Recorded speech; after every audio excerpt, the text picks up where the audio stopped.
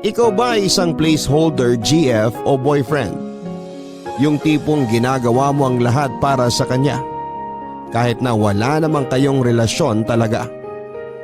Lahat ng obligasyon ng isang karelasyon ay ginagawa mo kahit na hindi ka naman niya mabigyan ng label. Hawak ka niya ngayon, pero oras na makahanap siya ng better sa'yo, handa ka niyang bitawan at wala kang karapatang magreklamo. Wala kang karapatang magalit dahil alam mo kung ano ang pwesto mo sa buhay niya. Maaaring matagal na kayong dalawa pero hindi ibig sabihin noon ay espesyal na ang namamagitan sa inyo. Ang kwentong ibabahagi sa atin ng ating letter sender na si Kate ang tutulong para masagot ang mga katanungan mo sa iyong isipan kung ano ba ang label na meron ka sa buhay ng taong kasama mo ngayon. Si Kate isang placeholder, GF, sa loob ng mahabang panahon. Makatakas nga kaya siya sa pinili niyang sitwasyon. Sabay-sabay nating alamin ang kanyang kwento ng pag-ibig, buhay at pag-asa sa nangungunang Barangay Love Stories. Dear Papa Dudut, binigay ko naman ang lahat, bakit kulang pa rin ang sinukli niya? Ako nga pala si Kate, naging placeholder girlfriend sa loob ng halos isang dekada. Nagsimula ito nang nakilala ko si Joe, 28 years old. 10 taon ang tanda nito noon sa akin nang una ko siyang nakilala sa unang trabahong pinasok ko sa industriya ng call center. Call center agent ako noon samantalang siya naman ay naging trainer ko. Nagka-crush na ako sa kanya una pa lang dahil nga malakas itong magpatawa at syempre may itsura. Naging madalas ang aming pagsasama dahil even after work, niyayaya niya kami ng team ko para mag-unwind. At dahil doon ay mas lalo akong nagkagusto sa kanya dahil mas nilakasan pa nito ang kanyang karisma sa mga baon niyang kwento at bagong papuri sa akin. Noong natapos ang training ko ay hindi pa rin nawala ang komunikasyon naming dalawa. Madalas ako nitong tinetext at tinatawagan. Naramdaman kong mas espesyal pa ako sa kanya lalo na noong inaaya na ako nitong mag-date. Dati kasi hindi ko iniisip na magkaroon kami ng chance na mapag-isa dahil nga madalas kaming buong team ang inaaya niya sa labas. Doon na kami nagsimulang magkaigihan. Aminado akong mabilis akong na-fall sa kanya dahil inaabot nito sa akin ang buong atensyon niya. Inihintay ko na nga lang na ligawan ako nito dahil yun na lang ang kulang. Habang hindi pa niya sinasabi yon, naging willing akong maging kalambingan niya. Kalandian at kasama tuwing gusto niya. Ginagawa namin lahat ng pwedeng gawin ng dapat ay ginagawa lamang ng magkarelasyon. Nakontento ako sa ganong setup kahit na walang label. Na-enjoy ko naman yon lalo't alam kong nahulog na ako sa kanya. Alam kong hindi ilusyon ang ganap sa aming dalawa noon. Madalas kasi ako nag-i-stay sa apartment niya. Inihintay niya ako madalas matapos sa work para makapunta na kami sa apartment niya. At doon na magpalipas ng oras at minsan ay matulog. Ganon din ako sa kanya. Kapag napapalitan noon ang schedule ko, ako naman itong matyagang naghihintay sa kanya. Hindi naman lingid sa kalaman ng ibang tao na may something sa aming dalawa. Yun nga lang ay hindi ko noon masagot ang mga tanong nila sa akin kung kami na raw ba. Wala naman kasing kaming label noon. Ang alam ko lang ay ginagawa ko ang lahat ng obligasyon ng isang karelasyon sa kanya at tinatanggap niya yon ng buo.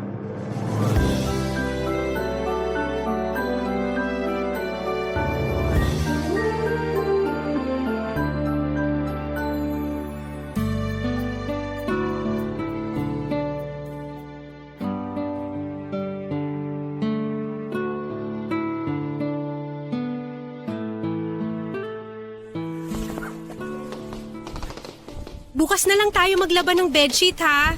Maghahanap pa ako ng mga pwedeng labhan dito sa apartment mo para isang labahan na lang. Hayaan mo lang dyan.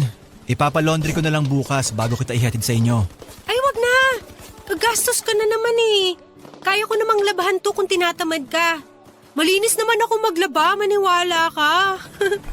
Bahala ka. Joe, Oh, paano kaya kung dito na lang ako tumira sa apartment mo? ha? Bakit? Wala naman. Wala naman pala eh. Kung ano-anong pumapasok sa utak mo. Alam mong dapat mong gawin, maligo ka na ron. Malakas ang pakiramdam ko na makakarami tayo ngayon eh. Ayaw mo ba? Ang alin? Ito naman bingi-bingihan. Yung magsama na tayo. Ay, hindi ba joke yon? Mukha ba nakikipaglokohan ako? Hay, bakit ba kasi gusto mo magsama na tayo? Ayaw mo ba? Sagutin mo muna yung tanong ko. Nauna ako magtanong eh. Para may mag-alaga na sa'yo. Kaya mo namang gawin yun kahit hindi ka tumira dito eh. Nabibitin kasi ako sa pag-aalaga sa'yo pag paminsan-minsan lang. Gusto ko sana araw-arawin eh. Sakto naman na sa akin yung paminsan-minsan para di nakakaumay. Siyempre para di ka rin mapagod. Uy, hindi ako mapapagod alagaan ka ah. Yun nga ang goal ko sa buhay eh. Ang babaw naman ng goal mo. Ayaw mo ba nun? 18 ka pa lang. Huwag mong gawing goal ang relasyon. Masyado ka pang bata para mag-focus dito. So may relasyon na talaga tayo? Mali ako doon. Hindi ata ako naging malinaw. Ang ibig kong sabihin, wag ako ang gawin mong goal sa buhay. Magpakasawa ka muna sa pagiging bata. Tapos after nun, pwede na tayong dalawa? Hindi ko pa alam. Sa totoo lang, di relasyon ang focus ko ngayon eh. Marami pa kasi akong gustong gawin. Malapit na ako mag-30 kaya gusto ko muna mag-explore. Marami akong mga bagay na gustong gawin at subukan. Maraming bagay o maraming babae? Both! Seryoso ka ba dyan? Alam mong sobrang honest kong tao. Di ako magsisinungaling sa'yo. Totoong gusto ko pang makakilala ng ibang babae. Gusto kong maging sigurado bago ako kumagat sa pain. E paano naman ako? Ano ba ako sa'yo? Ano tayo? Masaya tayo. Masaya lang? Ayaw mo ba ng masaya? Ang hirap kasi na yan ang maging sagot ko sa mga nagtatanong kung ano tayo. Yung masaya lang. Eh ano bang pakialam nila? Ang importante, masaya tayo. Di ba masaya ka naman sa atin? Oo, pero mas magiging masaya sana ako kung alam ko kung ano yung posisyon ko sa buhay mo. Huwag mo na masyadong isipin yon, Kate. Tulad ng sinabi ko sa'yo, bata ka pa. Marami ka pang pwedeng gawin at marami pang pwedeng mangyari. So pwede rin akong mag-explore muna. Mag-explore saan? Sa ibang lalaki. Bakit mo naman naisip na pwede mong gawin yan? Eh kasi ikaw mag-e-explore ka rin sa ibang babae. Ako lang yon. Iba yung i-explore mo. Career, friends, o bagong kainan sa kung saan. Ganong explore lang ang gawin mo. Bakit naman hindi ako pwede mag-explore ng ibang lalaki? Kasi, akin ka lang. Teka, pero... Shh! Akin ka lang, Kate.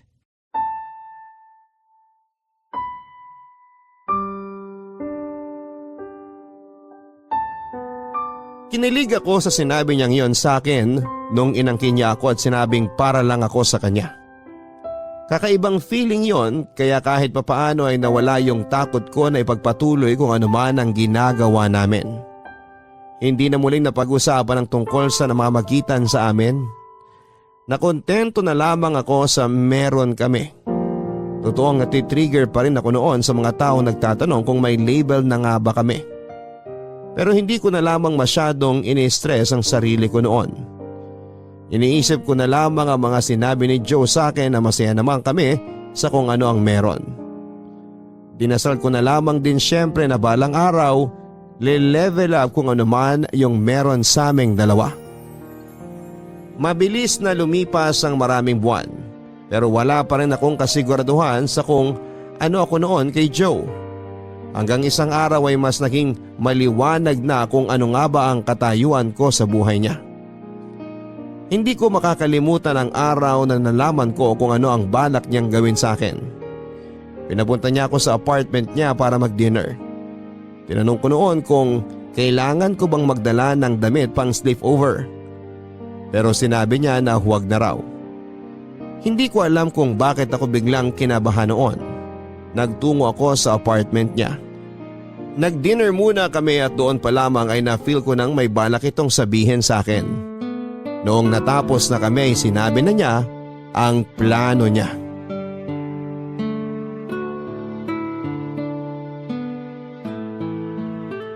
Okay ka naman sa dinner natin? Oo, kahit walang dessert. Pwede na tayong mag-usap? Alam mo nung tinext mo ako kanina tungkol dyan, kinabahan talaga ako. Medyo nawala lang ng konti nung nagdi-dinner na tayo.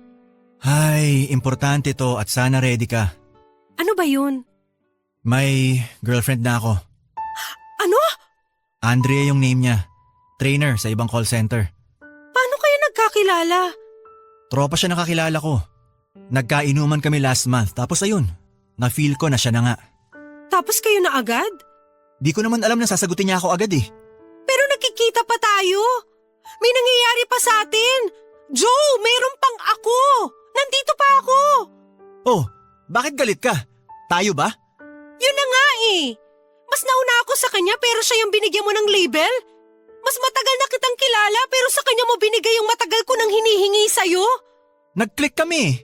Diba? Ganon din tayo. Bakit tatagal ba tayo kung hindi tayo nagkiklik? Iba sa kanya, iba sa'yo. Yung sa kanya sigurado ko eh. At sa akin hindi. Matapos kong gawin lahat ng gawain ng isang girlfriend, ako pa tong isasantabi mo? Alam mo namang walang tayo eh. Pero yung ginagawa natin, gawain ng merong relasyon. Sinabi ko naman sa'yo huwag ka mag-expect, di ba? Tsaka wag mo akong sisihin dito. Pumayag ka naman sa ganitong setup. Kasi inaasahan ko baka magbagong isip mo tungkol sa atin. Kahit naman. Sinabi ko naman sa'yo na wala nga, di ba? Tsaka sabi mo naman na enjoy mong alagaan at mahalin ako. Kaya hinayaan lang kita. Kasi gusto kong patunayan sa'yo na karapat-dapat ako para sa'yo. Sorry kung mali yung inasahan mo. So ganito na lang? Tapos na? Wala na ako sa buhay mo ngayon? Ay, ayaw naman kitang mawala eh. Eh bakit parang pinapakawalan mo ko? Actually, ayaw sana kitang bitawan. Ang labo mo? Kasing labo ng meron tayo. Gusto mo ba mawala ka na sa buhay ko? Siyempre, ayoko. Gusto ko pa rin to. Okay, good. Kasi may proposal sana ako sa'yo. Eh kung papayag ka, gagawin kitang placeholder girlfriend. Placeholder girlfriend? Oo, andyan ka lang sa tabi ko. Anumang oras na tawagin kita para ma-feel ko yung pagmamahal mo, dapat available ka. Ano? Teka, makinig ka muna kasi bago ka mag-react ng ganyan. Iba ka talaga. Kung sakaling di mag-work yung relasyon namin ni Andrea, babalikan kita. Gagawin ulit natin yung mga ginagawa natin. At paano kung hindi kayo magkahiwalay? Eh baka nga hanggang ganito na lang tayo. Baka nga hanggang dito na lang tayo. Pero kung ako sa'yo, patusin mo na to. Hindi natin alam, baka nga nabibigla lang ako kay Andrea. Kung willing to wait ka, baka pwede pa tayo sa susunod. Habang hinihintay ko yung time na yon, makakausap pa ba kita? Makakasama? Pwede naman. Pwede pa rin tayo magkita o mag-usap, pero limitado na. At depende sa progress ng relasyon namin ni Andrea. Hindi ko alam, Joe. Pumayag ka na. Maniwala ka. Para rin naman sa'yo to.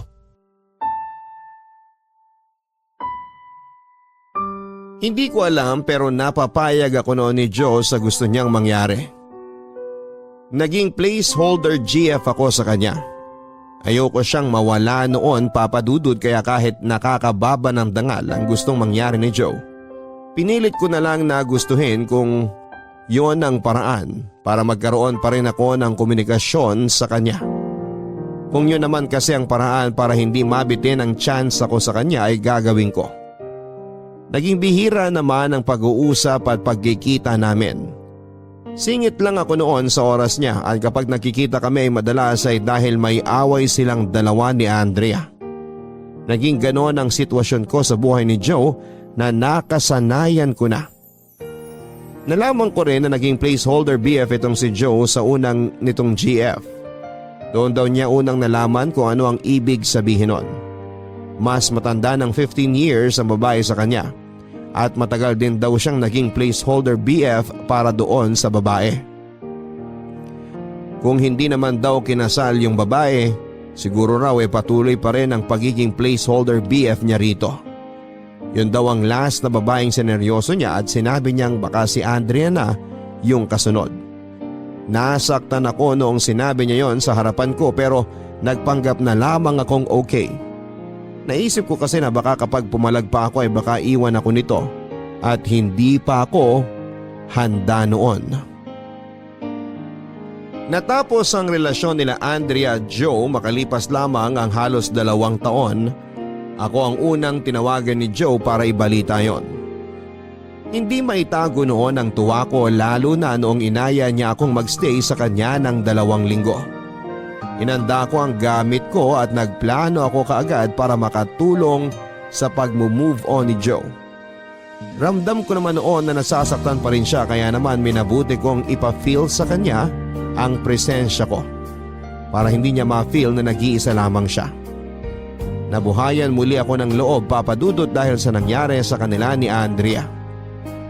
Naisip kong yun na ang pagkakataon ko para umalis sa pagiging placeholder GF. Naisip kong baka this time ay maging GF na niya ako. Mas dinoble ko noon ang pag-aalaga sa kanya papadudot. Binuhos ko ang lahat ng pagkasabi ko sa kanya na hindi ko naiabot noong time na sila pa ni Andrea. Napansin kong malungkot pa rin ito at aminado akong nasasaktan ako sa tuwing nakikita ko siyang nami-miss si Andrea. Sinubok kong kausapin siya para gumaan ang loob niya. Pero mas gusto nitong huwag pag-usapan ang nangyari sa kanila ni Andrea. Sinabi niyang mag-focus na lang daw ako bilang placeholder GF. Ginawa ko naman kahit nga noon ay madalas kong nafe-feel na hindi siya interesado sa akin. Nagstay pa rin ako kasi hindi naman nawala ang pagmamahal ko para sa kanya.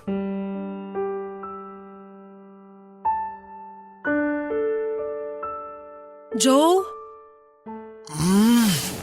Ano? Nagluto ako ng kaldereta. Halika, kumain ka muna. Ayoko. Sige na, please. Ilang araw nang puro isaw at alak ang laman ng tiyan mo. Ano bang pakialam mo? Nag-worry lang naman ako. Sige na, bumangon ka lang saglit. Tapos matulog ka ulit kapag nakapagpahinga ka na after mong kumain. Ang kulit mo. Naganda rin ako ng kape doon, pangpababa ng hangover. Ano ba? Please, kahit konti lang po kainin niyo. Ang kulit-kulit mo. Di ba sinabi kong ayoko? Gusto ko lang namang matikman mo yung kalderetang niluto ko. Eh di ipatikin mo dyan sa mga tambay sa labas. Bakit akong ginugulo mo? Nag-aalala lang naman kasi ako sa'yo. Hindi ko kailangan yan. Ang kailangan ko ngayon, tulog. Wala ka nang ibang ginawa kundi matulog eh. Lagi ka na lang dito sa kwarto. Lalabas ka lang para uminom tapos babalik ka ulit dito. Hindi na nga kita nakakausap. Alam mo, ang demanding mo, no? Namiss lang kasi kitang kausap. Maraming tambay dyan sa labas. Sa kanila ka makipag-usap. Joe naman, nahihirapan na ako sa ganitong sitwasyon eh. Hayaan mo nga ako, Kate. Kung nahihirapan ka, edi umuwi ka na lang sa bahay nyo. Pag di ka na madrama at makulit, tsaka ka bumalik dito. Nahihirapan lang kasi ako nakikita kang ganyan. Edi wag mo akong tingnan. Hayaan mo naman akong tulungan kang makamove on kay Andrea. Matagal na ako nakamove on sa kanya. Parang hindi naman. Mas magaling ka pa sa akin eh. Kasi iba na feel ko eh. Alam kong hindi ka pa nakaka-get over sa kanya. Mukhang ikaw ang di pa nakaka-get over sa kanya eh. Panay ang tanong mo tungkol sa kanya. Nakakakurta. Gusto mo kayong dalawa na lang yung magsama eh.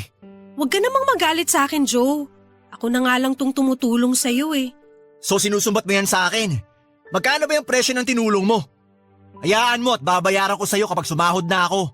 Hindi ko naman pinababayaran sa'yo. Gusto ko lang naman sana hayaan mo kung tulungan ka.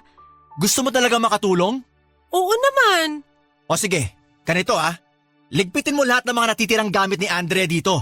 Ilagay mo sa karton. Kukunin niya raw bukas. Nasa kabilang kwarto karamihan ng gamit niya. Nilagay ko doon nung naghiwalay kami. Pero baka sakaling may makita ka pa dito sa kwarto ko. Isama mo na rin. Bakit ko liligpitin? Nandito ba lahat ng gamit niya? Malamang! Nag-live-in kami eh. Anong gusto mo? Nasa kalsada lang lahat? Hindi ko alam na nag-live-in pala kayo. O ngayong alam mo na, may closure ka na ba sa kanya? Oh, ano bang hinihintay mo? Ayusin mo na. Tsaka hayaan mo ako makatulog. Bago pa kita palayasin dito sa bahay.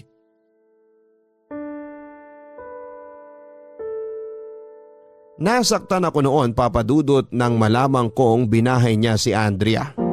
Samantalang ako noon ay ilang beses kong pinagmukhang tanga ang sarili ko. Pumayag lamang itong i-live-in ako. Inayos ko ang mga gamit ni Andrea, marami nga itong gamit na nasa kabilang kwarto noon. Nasaktan ako habang hinahawakan ang mga gamit na yon. Lalo na yung mga damit niya. May mga picture din silang dalawa na nakita ko sa isang plastic at kahit masakit ay tiningnan ko yon isa-isa. Nagbalik ako sa kwarto ni Joe para hagilapin pa kung meron pang natirang ibang gamit si Andrea at marami pa nga itong underwear sa cabinet ni Joe. Nilagay ko lahat yon sa karton at bago ako lumabas, napansin ko ang cellphone ni Joe. Nanginginig akong kinuha yon habang tulog siya. Alam ko ang password noon ni Joe kaya nabuksan ko yon kaagad. Binasa ko doon ang messages nilang dalawa ni Andrea at nabasa ko kung paanong nagmakaawa si Joe kay Andrea para tanggapin siya ulit. Ayaw na ni Andrea pero hindi pa rin klaro sa akin kung bakit sila nagkahiwalay na dalawa. Kinabukasan ay umalis si Joe dahil ayaw daw nitong makaharap si Andrea noon. Ako lang ang pinagbantay nito ng bahay para may magbigay ng gamit ni Andrea. Kabado ako noon at hindi ko alam kung paano haharapin ang babaeng matagal ko nang kinaiinggitan. Nang dumating siya ay niready ko ang sarili ko dahil marami akong gustong sabihin at itanong sa kanya. Tinulungan ko siyang hakutin ang mga gamit niya at noong time na nailagay na yon lahat sa sasakyan niya, nilakasan ko na ang loob ko na kausapin siya. Nagpaunlak naman siya pero pansin kong galit ito at mukhang sa akin niya yon irirehistro.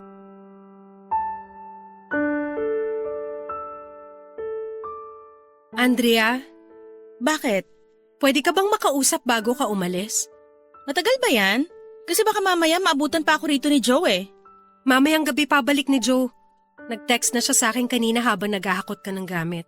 Pakidalian lang sana ha, may mga gagawin pa kasi ko. Bakit ba kayo naghiwalay ni Joe? Chismosa ka ha? Gawain ba talaga yan ng mga kasambahay? Hindi ako kasambahay dito. Eh bakit sabi ni Joe kasambahay ka raw niya? Baka nagkamali lang siya ng sabi. Paanong nagkamali paulit-ulit niyang sinabi yun sa akin? May something kami ni Joe. Matagal na. Bago ka pa dumating sa buhay niya. Bakit ba di pa ako nasanay? So kabit ka habang kami? Hindi. May something lang kami pero walang label. So pinaasa ka lang niya? Hindi naman. Placeholder girlfriend. Placeholder girlfriend? Yung parang karelasyon at yung ginagawa ko lahat ng obligasyon ng isang karelasyon pero walang kami. Tapos kapag Gets ko na. Kapag nakahanap siya ng seseryosohin niya, bibitawan ka. Babalikan ka kapag di nag-workout yung relasyon na gusto niyang seryosohin. Tama ba? Paano mo nalaman yan? Kasi yan yung dahilan kung bakit ako nakipaghiwalay sa kanya. Placeholder girlfriend ka rin niya? Ako? Placeholder girlfriend niya? Gago ba siya? Meron siyang ibang placeholder girlfriend habang kaming dalawa. Ako nga yun. Hindi ikaw yun. Iba yung nahuli kong kasama niya. Ha? Oh, di hindi mo alam. Ikaw kasi nagtanong-tanong ka pa eh. Gawa-gawa mo lang ba yan para saktan ako? Bakit naman ako mag-iimbento ng kwento? Anong mapapala ako? Para magkabalikan kayo ni Joe. Girl, wala na akong balak makipagbalikan sa kanya, no? Sayong-sayo na. Ako nga tong nakipag-break, di ba? Malay ko ba kung mahal mo pa rin siya? Magmamahal ba ako ng isang taong binababo yung relasyon namin? Habang kami at magka-live-in, may on the side na ibang babae? Baka kasi sa'yo okay lang. Sa akin hindi. Malaki pa ang respeto ko sa sarili ko. May respeto rin naman ako sa sarili ko. Kung makapagsalita ka, kala mo kilalang kilala mo ko. Hindi nga kita kilala ng personal pero base sa nakikita ko ngayon at sa sinasabi mo, pupusta akong katiting na lang ang respetong meron ka para sa sarili mo. Akala mo lang yun. May respeto ka sa sarili mo? Sure ka? Respeto ba sa sarili yung maging placeholder girlfriend? Yung umasa sa taong halatang nagmamahal ng iba? Yung umasa kahit na alam nilang wala naman silang mapapala? Pakisabi nga sa akin kung respeto pa rin ba tong ginawa kanyang kasambahay sa paningin ko? Umalis ka na nga lang. Masakit ba yung katotohanan? Kung ayaw mong masaktan, umalis ka na lang. Yan mismo ang payo ko sa'yo. Kung ayaw mong masaktan sa sitwasyon mo ngayon, umalis ka na lang. Nalaman kong meron pang isang placeholder GF noon si Joe. Masigit pa nga ito kesa sa akin dahil sa kanila, may nangyayari samantalang ako noon hanggang usap lang kami noon. Nahuli sila ni Andrea na mag-check-in sana at doon na nga tinapos lahat ni Andrea ang relasyon nila. Pinili na rin noong isang placeholder GF niya na lumayo na lamang at hindi na nagpakita pa kay Joe. Nagsisi si Joe sa ginawa niya pero huli na ang lahat. Hindi na siya tinanggap pang muli ni Andrea at yon ang kinasakit ng pride nito. Nagalit din ako noong nalaman ko yon at sinabi ko ito kay Joe. Yun nga lang, sa akin pa siya nagalit at sinabing wag daw akong makialam sa buhay niya. Dahil wala naman daw kaming relasyong dalawa. Natahimik ako at tama naman siya. Imbes na umalis noon para hanapin ang respeto ko sa sarili ko tulad ng pinayo ni Andrea, ay mas pinili ko magstay. Hindi ko noon iniwan si Joe sa pag-asang hindi na ito lumingon pa sa iba. At ako na lang ang tingnan niya. Papadudot handa akong maghintay hanggang sa maging ready siyang mag-commit sa akin noon. Alam ko naman na kaya ko pa ring patunayan sa kanya na ako ang karapat dapat sa kanya noon. At kailangan lamang niya ng kaunting oras para makita ang halaga ko. Kaya naman triple na ang ginawa kong pagmamahal, pag-aalaga at pangunawa noon kay Joe. Kahit na hindi ko naman nakukuha yon, pabalik sa kanya. Nakapiling ko ng halos 2 years si Joe dahil hindi muna ito nakipagrelasyong muli after nilang natapos ni Andrea. Masyado itong nasaktan sa nangyari sa kanila ni Andrea kaya hindi pa raw ito ready na mag-commit. Natuwa ko noon dahil sa akin muli ang atensyon nito. Nag-respond naman siya ng maayos sa mga pinapakita ko sa kanyang atensyon at pagmamahal. At aminado akong dahil doon ay umasa na naman akong muli na magiging kami na noon. Mas madalas na rin ako magstay sa bahay niya at pinalagay niya ang ibang damit ko sa kabilang kwarto. Nangingiti na lamang ako noon dahil nga unti-unti ay mukhang magli-live-in na kami. Pero naudlot na naman. Naudlot na naman yon dahil sa pinsan kong si Lala. Kaedad ko rin. Nakita kasi niya ang pictures naming dalawa sa Facebook at nagandahan siya. Inad niya ito at doon sila nag-usap. Hindi nito sinabi kay Lalang tungkol sa amin. Ang sinabi nito ay dati niya akong trainee sa call center. Nasaktan na naman ako at nakaramdam ng insecurity. Hindi ko lang yon pinahalata sa kanya dahil kapag na bad mood ako, bigla itong iiwas sa akin at napakasakit papadudot na kailangan pa niyang maghanap ng iba. Gayong ako naman itong nasa harapan niya. Mas lalo pa nga ako nasaktan lalo noong nalaman kong nagkakamabutihan na pala silang dalawa.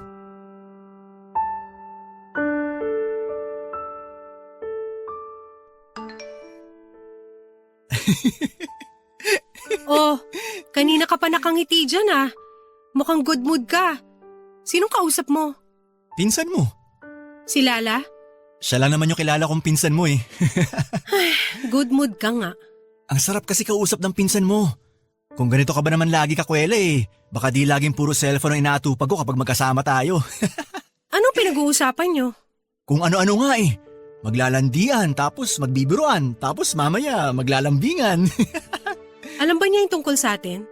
Anong sa atin? Na may namamagitan sa atin. Na nakatira ako rito sa bahay mo. Uy, di tayo nagli-live-in ha? Mas madalas ka lang matulog dito kasi gusto mo. Pero ikaklaro ko lang ha, di tayo nagsasama. Baka mamaya makwento mo pa sa kanya eh. Hindi naman siya nagtatanong. Sa akin nagtanong siya. Anong sinabi mo? Bukod dun sa sinabi kong dati kitang trainee? Oo. Sinabi ko ni-rent nyo ng ex mo yung kabilang kwarto rito sa apartment ko. Bakit mo naman sinabi yun? Eh kasi nung nag-video call kami para ipakita sa kanya yung apartment, nakita niya yung isang blouse mo na nakasabit dun sa kabilang kwarto. Eh yun agad naisip kong dahilan eh. Naniwala naman siya. Hindi man lang siya nagduda? Magaling ako magsinungaling. Napaikot ko yung sitwasyon. Kaya ako magtatanong siya sa'yo ah. Alam mo na kung anong isasagot ah. Grabe ka. Eh anong gusto mong sabihin ko sa kanya? Na may something tayo? Eh di iniwasan na ako nun. Eh ano naman kung iwasan ka niya? Sa tingin ko yun naman yung tama. Interesado na kasi ako sa kanya. Di ba halata? Siya na madalas yung kausap ko at gusto ko na nga siyang pormahan. Pinsan ko yun, Joe. Baka naman pwedeng iba na lang. Di naman niya alam ang sitwasyon natin eh. Pero pinsan ko nga siya. Konting delikadesa naman. Delikadesa? Eh ikaw nga tong pinipilit ang sarili mo sa akin eh. Kala mo ba di ko nahalata dati na halos ilagay mo na lahat ng damit at gamit mo rito? Di lang ako umimik nun kasi wala pa naman akong ibang dinidate. Pero ngayon iba na. May Lala na kaya please, alam mo na kung anong gagawin. Hindi ko alam ang gagawin. Maang-maangan ka pa. Para namang tanga to. Alam mo kung ano ka sa buhay ko. At alam mo kung magiging ano ka sa buhay ko kapag may nakilala akong babae na gusto ko maging girlfriend, di ba? Ganun-ganun na lang ba yun? Sa tingin ko naman may point ako. Di ka ba nahiya na pinsan ko naman yung gusto mong targetin? Hindi ko siya balak gawing katulad mo na placeholder girlfriend lang. Gusto ko siyang seryosohin. Pang-seryosohan ng pinsan mo. Di mo ba nakikita? At ako hindi. Ikaw nagsabi niyan. Pero yun ang gusto mong palabasin eh. Oh, bakit nagagalit ka? Kasi nakakabastos ka na eh. Para sabihin ko sa'yo, ikaw mismo ang bumabasto sa sarili mo. Ikaw to pumayag sa ganitong sitwasyon eh. Kung ayaw mo naman ng una pa lang, di naman kita pipilitin. Di ko ugali yun. Kasi mahal kita kaya ako pumayag. Eh wala na akong magagawa dyan. So tapos na tayo dahil meron ka ng balak ligawan? Pwede pa rin namang ipostong sa atin. Kaya nung nangyari kay Andrea. Pipila na naman ako hanggang sa matapos kayo ni Lala. Oo, pero wag mo namang ipagdasal na matapos kami agad ng pinsan mo. Grabe! Kate, iuwi mo na lahat ng gamit mo ha. Para kapag dinalo ko rito si Lala, dapat wala na siya makitang gamit mo. May panty ka pa ata sa ilalim ng kama. Check mo nga.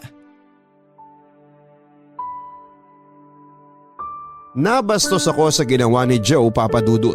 Talagang pinsang ko pang pinatos niya. Naging silang dalawa ni Lala at hindi na muling nagparamdam sa akin si Joe. Ako itong sitanga noon, panay lang ang hintay kung kailan ako kakausaping muli ni Joe. Wala akong ibang ginawa noon kundi ang umiyak lalo't hindi siya nagre-reply sa mga messages ko kahit sa ang social media account niya. Nagalit pa nga ito minsan nang sinubukan ko siyang tawagan kasi magkasama pa raw sila noon ni Lala. Sinubukan ko mag-focus sa work ko at ibang gawain sa bahay para hindi ko na siya maalala pa. Pero parang nananadya ang pagkakataon. Tinawagan ako ni Joe para pumunta sa apartment niya. Ako naman itong marupok, pumunta ako kaagad noon. May nangyari sa amin at hindi ako pumalag. Nalaman kong bihira pala silang magkita ni Lala dahil madalas out of town ang work ng pinsang ko. Nalaman ko rin na nagli-live-in na sila na nakapagpadurog sa akin. Pero bihira naman daw umuwi noon si Lala. Nag-level up ang pagiging placeholder GF ko kay Joe, Papa Dudut. Nung kay Andrea kasi walang nangyayari sa amin dalawa pero noong si Lala na ang GF nito, madalas na nagsisiping kami kapag wala ang pinsan ko. Naging instant kabit ako kung tutuusin at dahil doon ay parang mas nanabik ako kay Joe. Mas nabaliw pa nga ata ako sa kanya dahil noong hindi ko na makayanan pa ang sitwasyon. At dahil gusto ko na ring mas solo si Joe ay nagsumbong na ako kay Lala. Dahil doon ay nakipaghiwalay si Lala at nalaman yun ni Joe. Sinugod ako ni Joe sa smoking area ng trabaho namin. Wala itong hiyang sinigawan ako at pinagmumura. Naintindihan ko naman siya dahil kahit ako ay nabigla sa ginawa ko sa kanila ni Lala. Sino ka? Anong karapatan mo para sirain ang relasyon namin ni Lala? Sorry, Joe! Masyado lang ako nagpadala sa nararamdaman ko. Sorry? Sa tingin mo magagamot ng sorry yung ginawa mo sa amin ni Lala? Kakausapin ko siya. Ayusin ko to. Huwag kang mag-alala. Makikinig yun sa akin. Huwag na! Wala na akong tiwala sa'yo. Baka palalain mo lang lalo yung sitwasyon. Hindi yan. Maniniwala yun sa akin. Sasabihin ko prank lang na sinabi ko sa kanya. Sasabihin ko... Prank lang? Alam mo bang kinausap niya ako at pinaamin sa lahat? Umamin ako! Sa tingin mo maniniwala pa siya kung sasabihin mong prank lang ang lahat? Utak basahan ka ba? Huwag ka naman sana magsalita sa akin ng ganyan. Masisisi mo ba ako? At sinong dapat sisihin, ha? Ikaw na naman itong pakialamera eh. Alam mong masaya ako kay Lala. Alam mong mahal ko siya. Buti pa siya mahal mo. Samantalang ako, Ako na matagal na sa buhay mo, pero hindi mo maibigay sa akin yung label na binigay mo kina Andrea at Lala. Baliw ka kasi kaya bakit ko ibibigay sa'yo? Kasi binigay ko sa'yo lahat. Ginawa ko lahat ng pwedeng paraan para mapakita sa'yo na deserve kong matawag na girlfriend mo at hindi lang isang placeholder. Tama yung desisyon kong huwag ibigay sa iyo yung label na hinahanap mo eh. Kasi kung ibinigay ko, baka mas malalang kabaliwan pang gawin mo. Buti na lang talaga. Subukan mo kasi! Subukan? Nakita ko ang kabaliwan mo at ayoko masubukan yan kapag binigyan kita ng label. Ginagamit mo lang na rason yan para hindi ako bigyan ng label. Yun ang totoong rason kung bakit di kita kaya maging girlfriend. Joe, please! Ngayong wala na kayo ni Lala, baka pwede magsimula tayo ulit. Magsimula? Baliw ka na talaga, no? Sa tingin mo gusto pa kitang makita? After mong sirain yung relasyon namin ni Lala? Ayusin natin to. Baka naman kasi may dahilan kaya kayo natapos na dalawa. Baka talagang tayo yung para sa isa't isa. Natapos kaming dalawa dahil sa'yo. Dahil pakialamera kang baliw ka.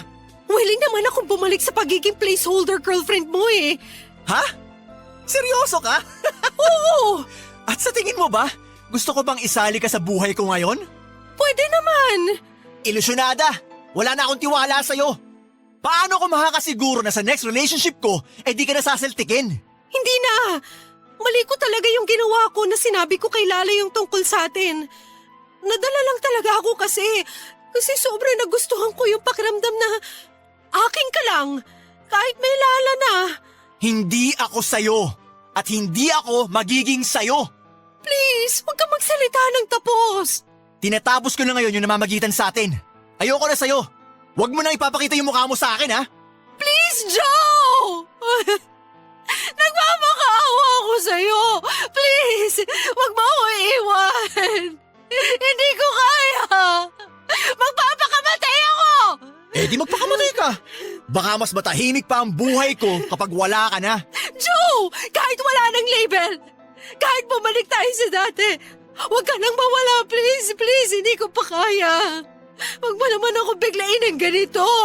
Di sana nag-isip ka muna bago mo sinira yung relasyon namin ni Lala. Joe! Joe!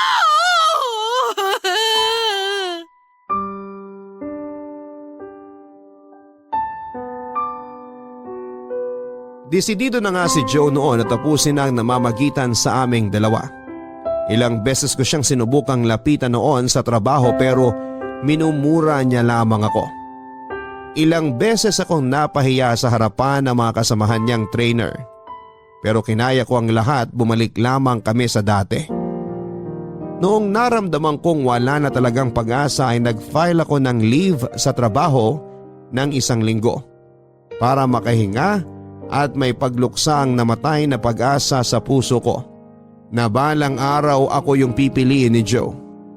Nagpunta ako ng Quezon para dalawin ang pamilya ko at humingi ng tulong sa kanila para malagpasan ko ang pinagdaraanan ko. Nakatulong naman sila kahit papaano at nang bumalik na nga ako, pakiramdam ko ay handa na ako para mabuhay nang wala si Joe. Hanggang sa makatanggap ako ng isang text kay Joe. Nalaman kong natanggal ito sa trabaho niya. Naawa ko sa kanya kaya naman pinuntahan ko siya sa apartment niya. Napakagulo noon ang tinitirhan niya at puro bote ng alak at ubos ng yosi. Niyakap ko ito at sinabing makakayanan niya ang pagsubok na yon. Niyakap niya ako pabalik at saka nakiusap na huwag ko raw siyang iwanan noon dahil baka patayin niya lamang ang sarili niya. Sinunod ko siya at sa huli ay naging marupok ako at muling bumalik sa buhay ni Joe. Inalagaan at inalalayan ko si Joe habang hindi pa ito nakakatayong muli sa pagkakalugmok niya. Hindi mo na ito naghanap ng trabaho sa takot na ma-reject siya. Kaya naman habang wala pa siyang work, ako muna ang nag-supply sa kanya ng mga kailangan niya. Nung una, puro kailangan lang ang ibinibigay ko sa kanya. Hanggang sa nasanay na siya. Nasanay na rin po itong humingi pati na yung para sa luho niya. Wala sa pagkaing mamahalin hanggang sa mga sapatos ako ang nagbibigay sa kanya. Hindi naman ako nagreklamo dahil mapansin lang nito na mag-alangan ako sa pagbibigay sa kanya ay magagalit siya. Ayoko nagagalit noon si Joe sa akin dahil nakikita ko naman ang progress sa namamagitan sa amin. Naging constant ako sa buhay ni Joe at natupad nga ang hiling kong ibahay niya ako. Inoffer niyang tumira na lamang ako sa kanya para yung apartment na lang niya ang bayaran ko at hindi na magbayad pa ng sarili kong upa doon sa dating tinutuluyan ko. Nakitaan ko yun ng progress sa amin papadudot dahil sa wakas ay magkasama na kaming dalawa. Naisip kong konti na lang at mapapalitan na ang label ko from placeholder GF to real GF. Mabilis lamang ang panahon at halos 5 taon na rin kaming magkasama sa iisang bahay. Nagkaroon na rin ito ng bagong trabaho at naging maayos na muli ang direksyon sa buhay niya. Natuwa akong nakayanan niya ang pagsubok na pinagdaanan niya at dahil doon ay mas kampante akong itanong na sa kanya kung may chance nga bang maging kami na. Yun nga lang, isa na namang hindi inaasahang pangyayari ang magaganap noon na magiging dahilan para maudlot ang pagbibigay nito ng label sa akin. Pwede ba tayong mag-usap? Bakit? Ang dami ko kasing napapansin sa'yo lately eh. Alam mo kung mangi-issue ka lang, huwag mo na ituloy. Pagod ako sa work. Mabilis lang to. Baka ang ibig mong sabihin, mabilis mo ako mai-stress. Parang ganyan, ang bilis mong pumitik. Sabi na eh, mga issue mo na naman to. Gusto ko lang makipag-usap sa'yo. Gusto mo makipag-usap o gusto mo mang-away? Gusto kong mag-usap. O sige na. Ano na naman ba yung sentro ng kapraningan mo ngayon? Napapansin ko, bihira ka na kung umuwi rito sa bahay. Eh kasi nga busy sa work. Sa work ka ba natutulog? Hindi. Doon sa katrabaho kong si David. After work kasi doon ako madalas nagsistay sa kanila after namin mag-inuman. Alam mo na, pangtanggal stress. Eh di sana after ng inuman umuwi ka rito. Eh mas malapit yung bahay niya sa work kesa rito eh. Okay, sige. Basta sa susunod mag-text ka kung hindi ka uuwi ha. Ay, demanding na naman po siya. Hindi naman sa demanding, ayoko lang mag-alala. Napapraning ka lang kasi. Huwag mo na nga akong gawing tanga. Kunwari ka pa nag-aalala pero ang totoo, napapraning ka lang talaga. Oo, siguro nga ganun. Masisisi mo ba ako? Wala tayong label eh. Tapos lately lagi mo ko iniiwasan. Tapos bihira ka pang umuwi rito. Ano mong gusto mong maramdaman ko? Eh di yung dapat maramdaman ng isang placeholder girlfriend. Wala. Wala? Hindi kasi pwedeng wala. Almost 10 years na ako nagsisilbi sa'yo. Almost 10 years ko nang inaalay ang buhay ko sa'yo. Wala akong ibang naging karelasyon dahil ikaw yung gusto ko. Tapos gusto mo wala akong maramdaman? Paano yun? Aralin mo kung paano. Talaga bang wala lang ako sa'yo? Talaga bang sa loob ng halos isang dekada wala akong naging puwang sa buhay mo? Placeholder girlfriend. Ano pa nga ba? Hanggang doon na lang? Matapos ang lahat-lahat ng ginawa ko, matapos lahat ng sakripisyo ko, hindi mo man lang ako pwedeng tawaging girlfriend mo? Alam mo kung ano tong pinasok mo. Hindi ko alam na tong pinasok ko hanggang ganito lang talaga. Eh bakit kasi umasa ka? Kasi akala ko may chance! Magli5 taon na tayo nagli-live-in ngayon. Iba pa yung mga taon na nagtiis ako na makita kang may karelasyong iba. Samantalang ako na yung nasa harapan mo. Ako na yung mas handa magbigay ng kailangan mo pero sa ibang tao ka pa rin nakatingin. Alam mo, pass muna ako sa usapang to. Talagang pagod ako eh. Sinong gagawa ng mga bagay na ginawa ko para sa'yo? May kilala ka bang ibang babae na handang maging on the side lang habang kumakalantari ka sa iba? May kilala ka bang ibang babae na handang ibigay sa'yo lahat ng laman ng ATM niya hanggang sa huling sentimo? May iba bang babae para sa'yo na uunahin ang luho mo kaysa makabili ng gamot niya sa tuwing tinatrangkaso siya dahil bugbog na siya sa trabaho para lang mabuhay ka?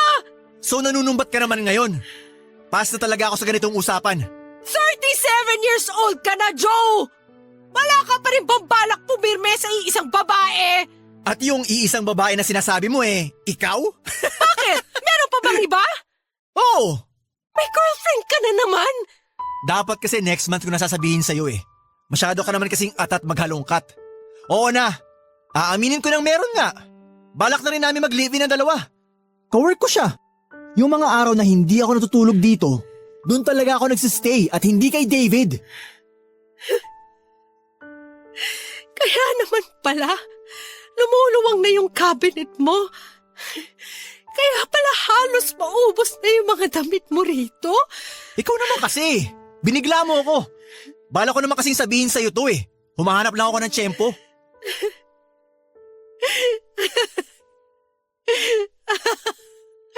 Ang tanga ko!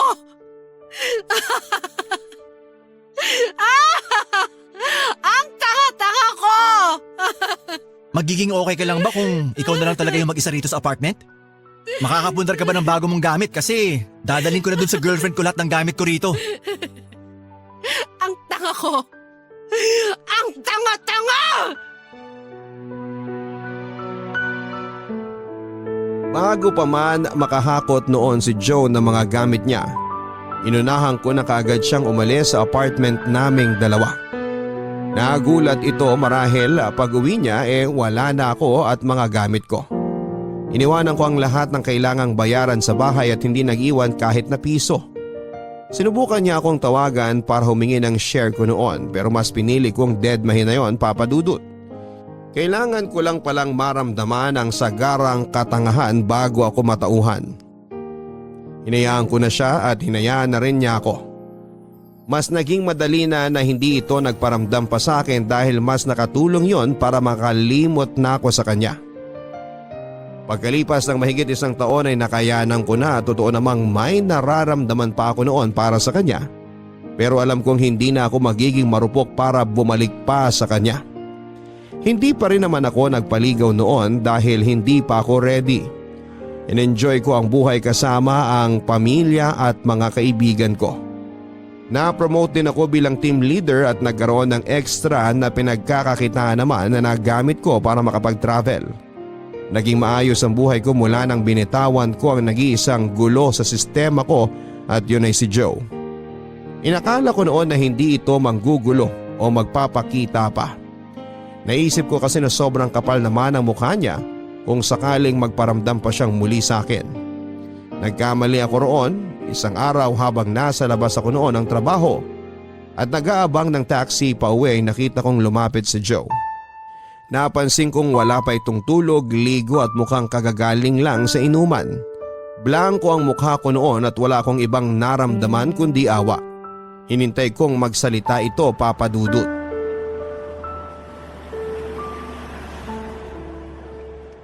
Kumusta ka na? Okay naman. Ikaw, mukhang hindi ka okay ah. Napansin mo pala. Eye bags, maduming pantalon, magulong buhok at maputlang balat. Sinong hindi mapapansing hindi ka okay? Huwag mo nang ipagdiinan. Hayaan mo na ako.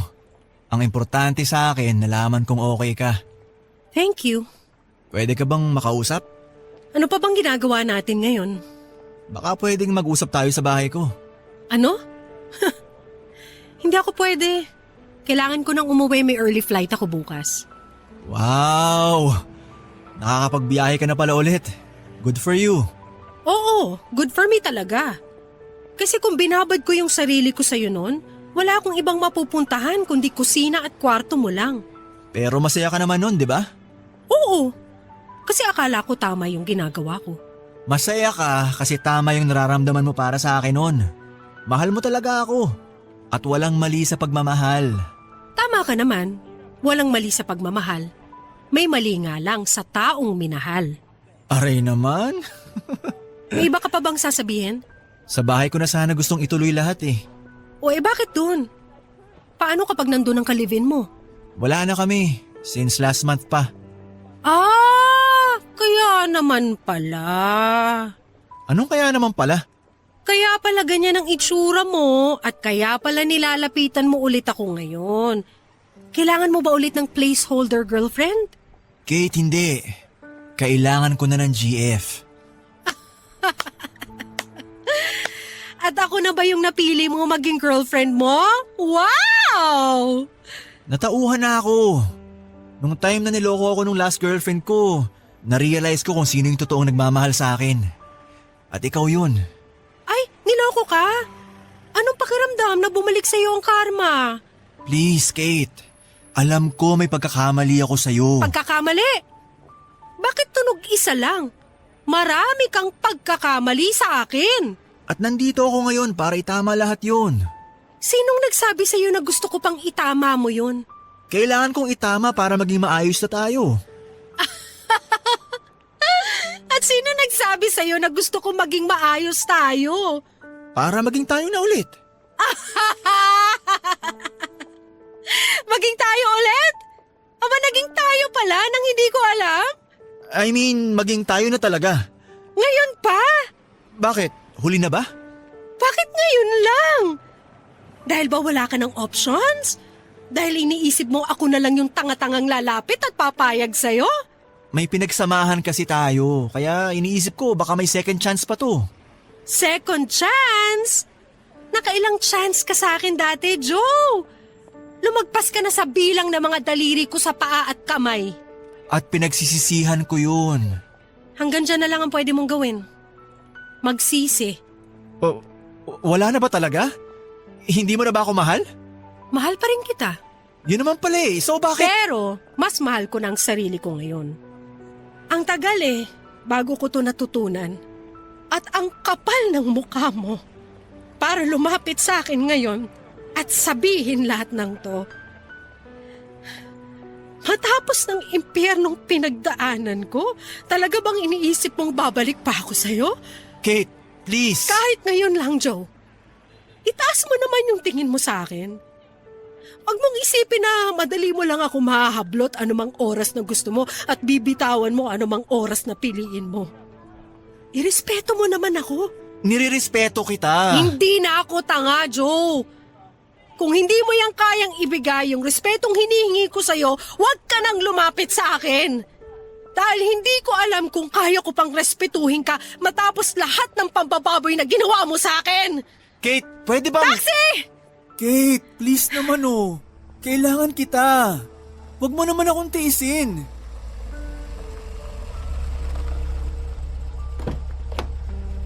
Sana mahanap mo na yung kapayapaan na kailangan mo para sa sarili mo. Sorry, pero hindi ako ang makakapagbigay sa'yo nun.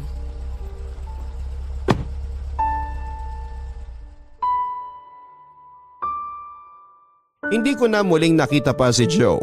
Hindi na ito muling nagparamdam sa akin. Napakakapal naman siguro ng mukha nito kung iaharapan niya noon ang mukha nito sa akin. Nagkaroon ako ng closure dahil sa muli naming pagkikita. Kahit na hindi ko nasabi sa kanya lahat ng naipong kong galit, naging sapat pa rin yon sa akin na masabi sa kanya yung tuktok ng sama ng loob ko.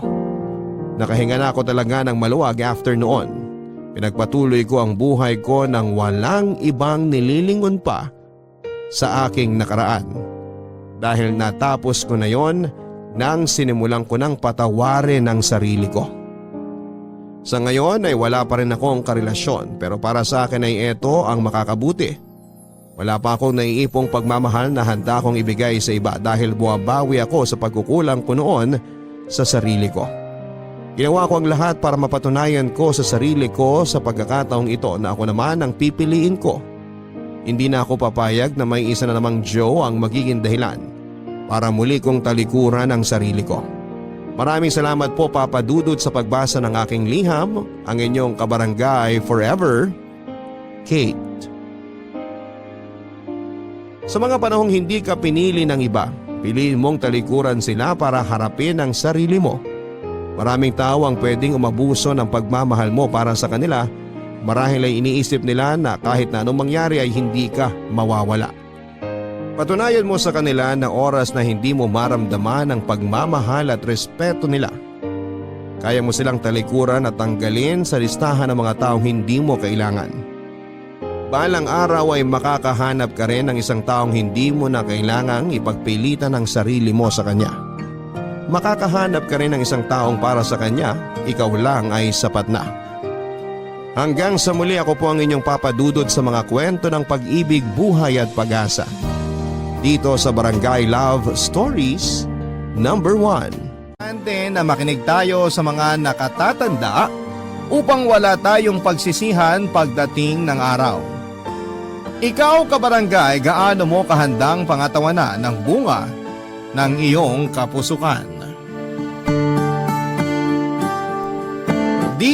Dear Papa Dudut, kumusta po? Bago ko po umpisahan ang pag-share ng life story ko, ay pabati po muna ng isang mainit at magandang katanghalian sa inyo at sa ating mga kabarangay. Itago niyo na lamang po ako sa pangalang Vanji, 28 years old at taga-subaybay ng Barangay Love Stories. Sobrang natutuwa po ako sa mga kwento na itinatampok ninyo na talaga namang kinapupulutan ng aral sa buhay. Yun po ang dahilan kaya naisip kong sumulat sa inyong programa upang ako naman ang makapagbahagi. Magsisimula po ang lahat noong 19 years old ako. Teenager pa lamang at aminado po akong may katigasan na ang ulo ko, Papa Dudut. Siguro kasi ayun din yung panahon na gusto kong i-explore ang mundo sa labas ng 4 na sulok ng bahay namin. Kaso ay nagkaroon naman ako ng striktang magulang. Kaya aaminin kong naging rebelde ako sa sarili kong paraan at madalas na hindi nakikinig sa mga payo at pangaral nila. That time ay kasabwat ko lagi sa pagpapasakit ng ulo ng parents ko ang pinsan at kabarkada kong si Dana. Magkaedad lamang kami, Papa Dudut, kaya super close namin. Ang paborito namin gawin ay gumala at kasama ng apo doon yung hilig namin na magpunta sa mga sayawan sa mga barangay, lalo na tuwing may fiesta.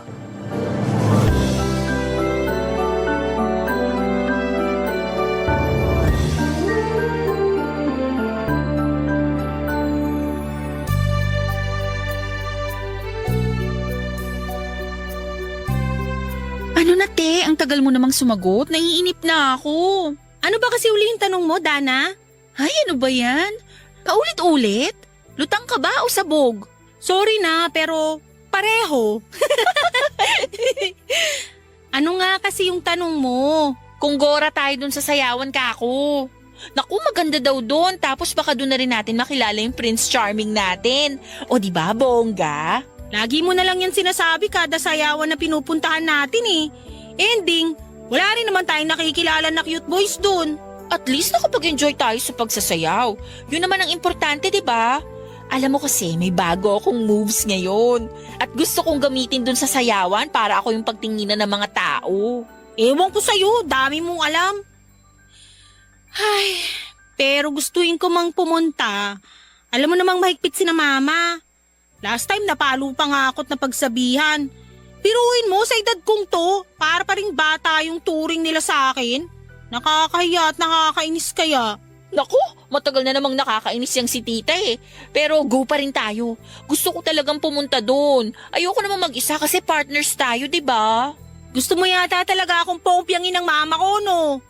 Minsan iniisip ko kung pinsan ba talaga kita o ano eh. Siyempre, pinsan mo ko, kaya nga lagi kitang sinasama sa mga gala ko eh. Saka de, kala mo naman ikaw lang yung may striktong magulang. Ako rin naman, nung nakaraang araw nga kamuntik na akong sinturunin ni mama dahil ang tigas ng ulo ko. Pero go pa rin ako. Bakit ba? Malalaki na tayo, hindi na tayo mga bata. Sa bagay, correct ka dyan sa sinabi mo. So, ibig bang sabihin yan? Pumapayag ka ng sumama sa akin? May magagawa ba ako kung tumanggi ako? Siguradong di mo na ako titigilan. Kesa naman maaburido ko sa'yo, sige, sasama na lang ako. Pero paano tayo aalis? Di naman tayo pwede magpaalam sa mga magulang natin kasi hindi nila tayo papayagan. Madali lang yan. Kung hindi nila tayo papayagan, tatakas tayo. Hala, sigurado ka ba dyan? Kasi kapag nahuli nila tayo, baka mga mata lang natin walang latay. Siyempre, hindi tayo magpapahuli. Hindi naman tayo ganun kaengot, no? Pagtulog na silang lahat, saka tayo aalis. Tapos, babalik din tayo bago pa sila magising. O diba? Hindi nila malalaman na nakapuslit na tayo. Basta talaga kalokohan, napakabibo mo, Dana. Siyempre, ako pa ba? Pero yun na yung plano, te ha. Hintayin mo yung text ko kung saan tayo magkikita. Dapat magpakabait ka muna ngayon para hindi ka nila paghinalaan mamaya. Mukhang kailangan ko nga magpa-good shot. Sige, ako na lang maghuhugas sa mga pinagkainan namin hanggang hapunan. At magdidilig ng mga halaman ni Mama para naman matuwa siya sa akin. Ikaw din, magsipag-sipagan ka muna dun sa inyo. Oo nga eh, tutulungan ko muna si Mama maglaba kahit ayoko dahil masusugatan tong mga kamay ko. Pero alang-alang sa sayawan na yan, isasakripisyo ko ang malaporselana kong kutis. Dami mo talagang alam, kainis ka. Naman, gumagana utak ko sa mga kalokohan. Ang totoo ay kilala na po kami ni Dana sa barangay na pinupuntahan namin dahil lagi kaming umaattend sa mga sayawan doon. Kumbaga sa attendance ay mabi very good kami ng teacher dahil lagi kaming present. Laking probinsya po kami at kumpara sa mga taga Maynila, yun po ang nagsisilbi naming libangan. Kaya nga kapag malapit na ang fiesta sa isang lugar sa amin, ay nagpaplano na kami ni Dana na pumuslit dahil panigurado na hindi kami papayagan ng mga magulang namin. Konsentidor din po kasi ang mga barkada namin kaya malakas ang loob naming sumaway sa mga pinagbabawal ng mga magulang namin. Sa katunayan, kapag hindi kami nakakapunta ay sinusundo nila kami sa mga bahay namin. Moving forward, natuloy nga po ang pagpunta namin ni Dana sa sayawan na pinagplanuhan naming puntahan. As usual ay masaya po akong umuwi sa bahay namin pagkatapos ng nakakapagod na gabing yon. At kahit na pinaulanan na naman ako ng sermon ng mama ko matapos niyang magkaidiya sa pagtakas namin ay wala po akong pakialam, Papa Dudut. Para sa akin ay hindi nila ako mapipigilang gawin ang gusto ko kahit na pagbawalan pa nila ako. Lumipas sa mga araw at nagkaroon na naman ng sayawan sa isang partikular na barangay sa lugar namin na pinuntahan at ninaluhan namin ni Dana. Tapos ay doon ko po nakilala si Jeffrey nang minsan ko siyang makapareha sa sayaw.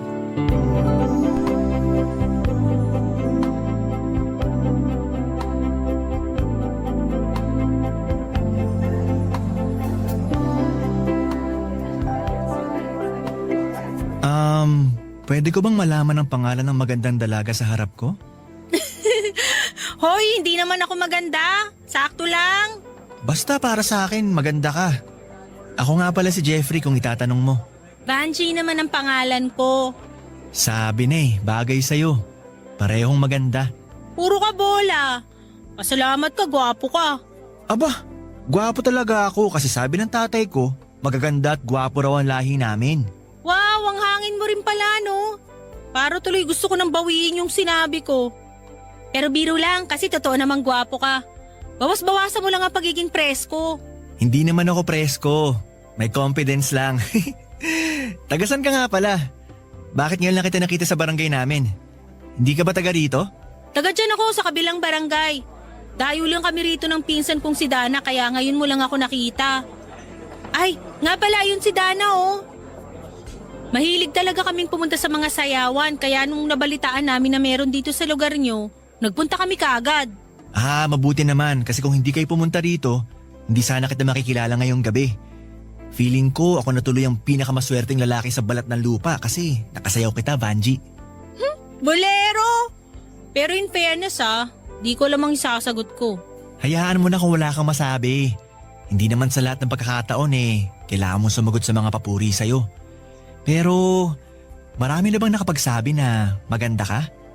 Lalo na yung mga mata mo. Ikaw pa lang. Sabi na wala talagang taste ng ibang tao. Pero ayos na rin na sa akin mo nalaman. At least mas totoo, di ba? Naku, wag mo naman ako masyadong purihin kasi baka masanay ako tapos hanap-hanapin ko na. Sige ka. Wala namang kaso kung hanap-hanapin mo. Willing naman akong i-appreciate ang ganda mo at sabihin yun sa'yo para malaman mo. Sabi kasi ng mga magulang ko, kapag may maganda tayong nakikita sa paligid natin, sabihin natin.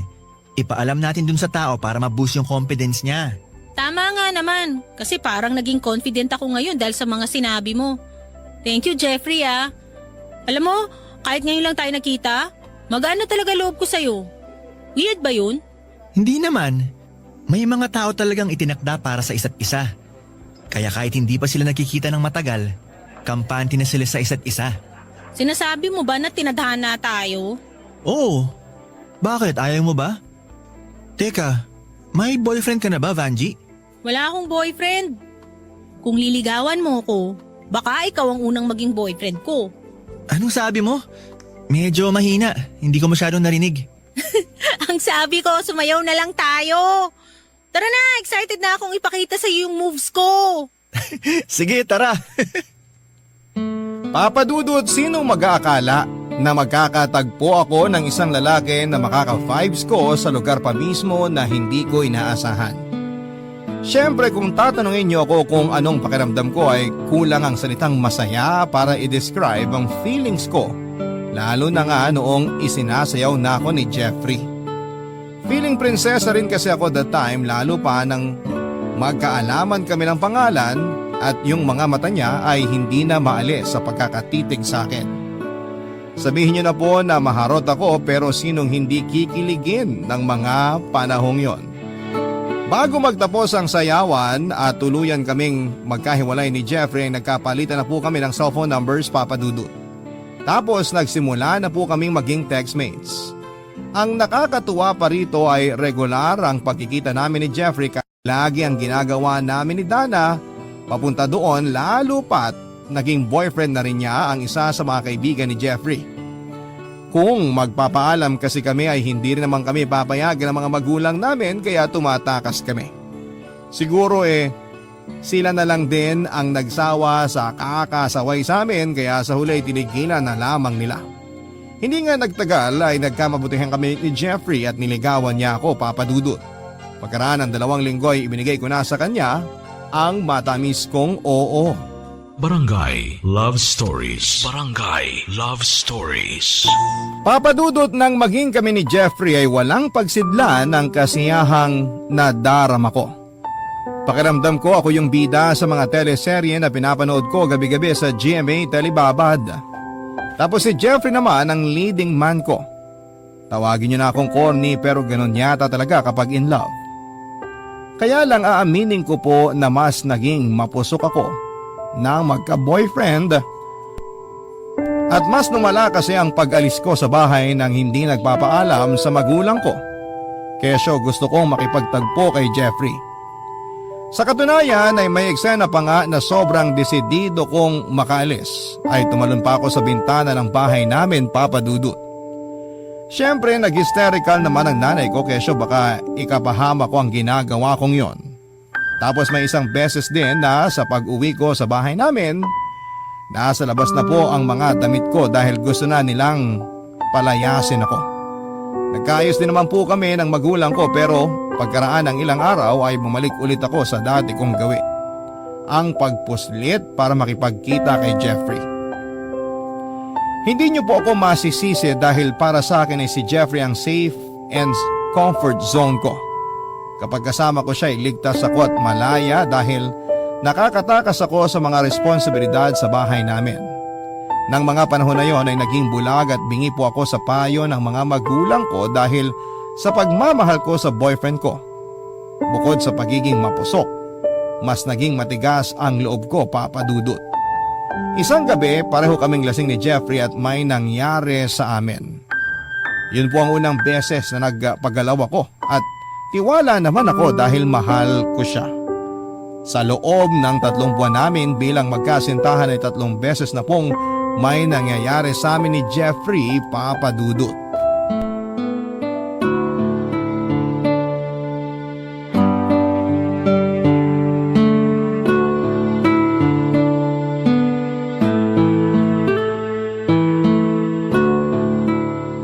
Ote, bakit nakasimangot ka dyan?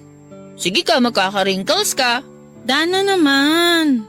Problemado na nga yung tao tapos kung ano-ano pang sinasabi mo dyan. Wala siya. Kaya nga nagtatanong ako kung bakit ka nakasimangot, di ba? Ano ba kasing problema? Ay, di ba kasi ako nagkakaroon? Wait, absorb ko lang ha. Menstruation ba yung tinutukoy mo na hindi ka pa nagkakaroon? Oo, ilang araw na akong di pa nagkakaroon. Kinakabahan na ako, te. Gaga, bakit ka naman kakabahan? Nangyayari talaga yun kahit na sa sinong babae, kahit na sabihin mong regular ka. Malay mo, nagbago yung cycle mo. Hintayin mo lang kasing dumating. Bihira, dati naman ayaw na ayaw mong nagkakaregla kasi hindi mo kaya yung sakit ng puson. Tapos ngayon… Intindihin mo kasing mabuti, Dana. Hindi naman ako matatakot na ma-delay ang menstruation ko kung wala naman akong dahilan para matakot. Hala ka! Ibig sabihin, gaga ka talaga! Shh! Huwag ka maingay. Mamaya marinig pa tayo ni na mama, maghinala pa yun. Huwag kang ang OA. Magkasama sila ni mama dun sa labas nagpapapedicure. Oh, Pero, seryoso ba yan? Kaya ka ganyan ka problemado kasi baka buntis ka? Aray! Ano ka ba? Ba't mo ako pinalo? Ayan, kasi ang kulit mo. Sinabing huwag ka maingay. Pero oo, pinoproblema ko nga yun kasi nga, baka may laman na tong tiyan ko. Sino ama? Si Jeffrey, malamang. Alam mo, pag di ako nakapagpigil, sasabunutan na talaga kita. Kalma lang, te. Huwag akong pagbuntunan mo ng inis mo. Kakaloka ka naman kasi. Alam ko naman yun, kaso nandito na nung gagawin ko. Natatakot akong paalam kina mama kasi baka patayin nila ako. Hindi pa naman confirm kaya huwag ka muna mag-assume. Mabuti pa sumama ka na lang sa bahay. Bumili tayo ng pregnancy test kit sa butika. Tapos dun mo na gawin yung pagpipiti. Pagpapaalam na lang kita sa mama mo na may gagawin tayo sa bahay. Para naman hindi ka mag-isa ano't ano man na maging resulta. Salamat, Dana. Di ko lang magagawin kung wala ka. Naku, ayos na yun. Siyempre magpinsan tayo. Alangan namang pabayaan kita, di ba? Pero gaga ka pa rin kasi hindi kayo nag-iingat ni Jeffrey. Nag-iingat naman kami, kaya lang. Shut up na. Ayoko nang pakinggan yung kaharutan mo. Kaloka talaga kayo. Mapapaaga yung baby nyo. Aray, nakakarami ka na, te, ha? Makakarami talaga ako kung di ka patitigil sa pangasar mo. Gantong kabado na nga yung tao eh. Papadudot, ayaw ko pong maniwala na posibleng buntis ako kaya delay ang menstruation ko. Pero deep inside ay natatakot na po talaga ako. Regular kasi ako nagkakaroon kaya hindi ko mapigilang mag-worry.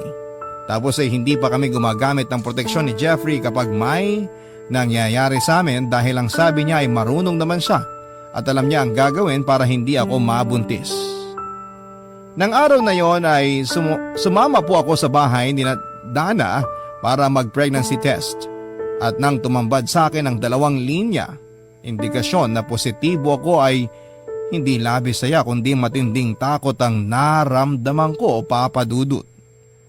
At unang-una na roon ay yung takot sa magiging reaksyon ng mga magulang ko.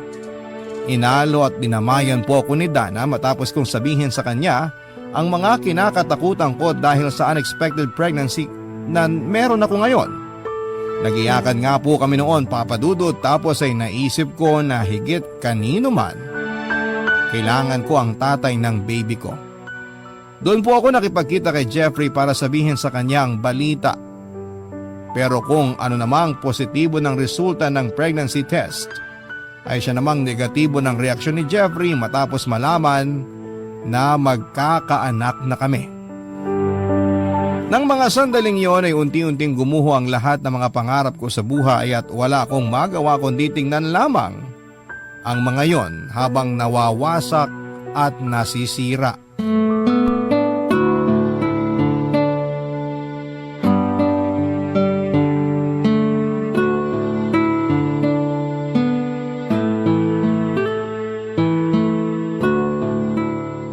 Ano ba kasing sasabihin mo, Vanji? Bakit bigla-bigla mo na lang akong tinatawagan para makipagkita? Medyo busy kasi ako ngayon. Di ba sinabi ko naman sa'yo na kailangan kita ngayon? Jeffrey naman, huwag ka namang magalit sa akin. Hindi naman ako galit. Nagtatanong lang ako kasi biglaan. Ay, may problema ka ba? Pwede ka magsabi sa akin. Meron talaga at malaki. Oh, tingnan mo yan. Ano ba to, Vanji? Kaninong pregnancy test to? Anong klaseng tanong ba yan? Malamang sa akin. Buntis ako, Jeffrey. Nabuntis mo ko. Magkaka-baby na tayo. Imposible kasi nag-iingat naman tayo. Yan din ang akala ko kaso wala. Ilang araw na akong di nagkakaroon. Natatakot na ako. Kaya sinabi ko kay Dana tapos sinuggest niya sa akin na mag-pregnancy test ako. Ayan ang resulta, Jeffrey. Ay, ano nang gagawin natin? Paano natin sasabihin sa mga magulang natin? Anong paano natin sasabihin? Hindi natin sasabihin, Vanji. Jeffrey naman! Sorry, pero hindi pa ako handang tanggapin na magiging anak natin. Ayoko pa maging tatay. Marami pa akong pangarap sa buhay, no? At hindi ko yun matutupad kung magkakaroon ako ng responsibilidad. Naririnig mo ba yung mga sinasabi mo? Kasi kung joke yan, tigilan mo na yan. Huwag mong sabihin yan kasi pinapasama mo lang ang loob ko. Hindi ako nagbibiro, Vanji. Hindi pa ako handa sa pagdating ng baby natin. Isang malaking kalokohan na nakipagkita ka sa akin ngayon para lang sabihin na buntis ka. Siraulo ka ba? Siraulo na ako siraulo. Pero nagsasabi lang ako ng totoo. Hindi ko matatanggap ang bata sa tiyan mo. Ayoko siyang kilalanin bilang anak. Mabuti pa habang maaga, ipalaglag mo na yan para wala na rin tayong problema. Kasi kahit umiyak ka pa ng dugo, hindi ko kayo pananagutan, no? Mabuti pa alis na ako. At ikaw, umuwi ka na sa inyo kasi baka hinahanap ko na ng parents mo. Di ba ayaw na ayaw ng mga yun na wala ka sa paningin nila? Oo, pero wag mo naman akong iwanan, oh. Please, hindi ko to kakayanin. Jeffrey, mababaliw ako. Hindi ko na problema yun. Nagmakaawa po ako kay Jeffrey Papadudut na panagutan ako at ang magiging anak namin. Pero naging bingi siya sa mga pag-iyak at pakiusap ko. Kulang na lang ay magmanikluhod ako na huwag siyang umalis ng sandaling yon dahil kailangan ko ng karamay. Kaso desidido po si Jeffrey na iwanan ako at takasan ang responsibilidad niya sa amin ng baby niya. Akala ko ay nabibigla lamang siya kaya nagawa niya yon, ngunit kinabukasan ay nakarating sa akin ang balita na lumuwas na ng Maynila si Jeffrey para tuluyan na kaming hindi magkita. Papadudot, kulang na lang ay masiraan ako ng tuktok ng mga panahon na yon dahil nga mag-isa ko na lamang haharapin ang pagbubuntis ko. Hindi ko po alam ang gagawin dahil naging malabo ang direksyon ng buhay ko. Labis-labis din ang pagsisisi ko dahil hinayaan ko ang sarili ko na magtiwala sa taong katulad ni Jeffrey na sa huli ay sasaktan at iiwanan lang din pala ako. Kulang na lang ay mabaliw ako sa kakaiyak ng patago dahil hindi ko na makontak si Jeffrey Papadudut. Daig ko pa yung nagluluksa sa patay dahil pakiwari ko ako yung namatay ng panahon na yon. Barangay Love Stories. Barangay Love Stories. Papadudut, marami po akong naiisip gawin ng mga panahong yon. Tulad ng pagpapalaglag sa anak ko gaya ng sinabi ni Jeffrey para matapos na yung mabigat na dalahin sa aking dibdib. Sobrang depressed at stress na po ako, plus hindi ko pa rin sinasabi sa magulang ko ang sitwasyon ko. Tanging si Dana lamang po ang nakakaalam at karamay ko pag nagbe-breakdown ako. Pero syempre hindi naman po palaging nasa tabi ko ang pinsan kong yon dahil may iba rin siyang pinagkakabalahan. Kaya kapag ako na lamang mag-isa ay doon ako mas nag-iisip ng kung ano-anong hindi magagandang bagay. May punto na tinuloy ko ang planong pagpapalaglag sa baby na nasa tiyan ko sa pamamagitan ng pag-inom ng mga gamot at inuming mapapait gaya ng alak upang pinsalain ang sanggol na dinadala ko. Umabot din ako sa punto na tumatalon ako sa may bintana ng bahay namin para madisgrasya ang baby ko.